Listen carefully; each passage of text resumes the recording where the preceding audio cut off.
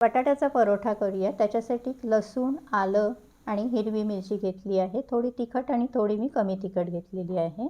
कोथिंबीरीच्या कवळ्या काड्या आणि कोथिंबीर घातलेली आहे। हे आपण थोडंसं कुटून घेऊया।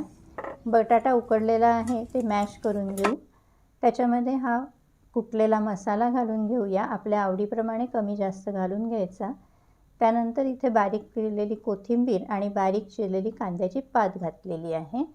हे सर्व आपण एकत्र करणार आहोत। मीठ घालून घेऊ। हे सगळं एकत्र करून आपण त्याचे गोळे तयार करून घेऊया। आता आपल्याला हा जो परोठा करायचा आहे तो ज्वारीच्या पिठामध्ये करायचा आहे। तर त्या ज्वारीच्या पिठामध्ये मी मीठ घातलं आणि कोमट पाण्यामध्ये हे पीठ भिजवायचं आहे। ज्वारीचं पीठ आहे त्याच्यामुळे आपल्याला हे जरा मळावं लागतं। 2-3 मिनिटं व्यवस्थित मळून घेतलं की पीठ छान सॉफ्ट होतं। आता याचे आपण गोळे तयार करून घेऊ। जेव्हा आपण पराठा करायला घेऊ तेव्हा प्रत्येक पराठ्याच्या वेळेला जो गोळा घेऊ तो गोळासुद्धा आपल्याला व्यवस्थित मळून घ्यायचा आहे। अशा प्रकारे पोळपाटावर तो व्यवस्थित मळून घ्यायचा। असा सॉफ्ट व्हायला पाहिजे। तुम्हाला दिसतंय पीठ किती सॉफ्ट झालेलं आहे आणि एकजीव झालेलं आहे।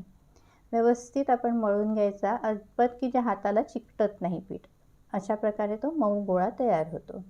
आता याचे आपण 2 पारी थापून घेऊया। पिठावर आपण हे थापू शकतो।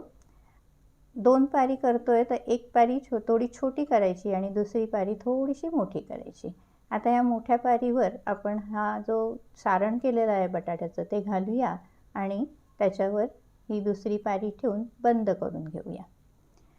हलक्या हाताने थोडंसं हे बंद करायचं आणि ज्वारीच्या पिठावर आपण हे लाटून घेणार आहोत। दोन्ही बाजूनी पीठ थापायचं, लावायचं आणि आपण हे हलक्या हाताने परोठा याचा लाटून घेऊया।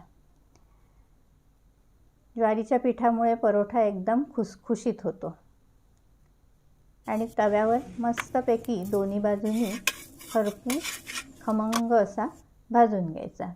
तुपावर भाजला आहे मी इकडे। आपल्याला हवं तर बटरसुद्धा लावू शकतो।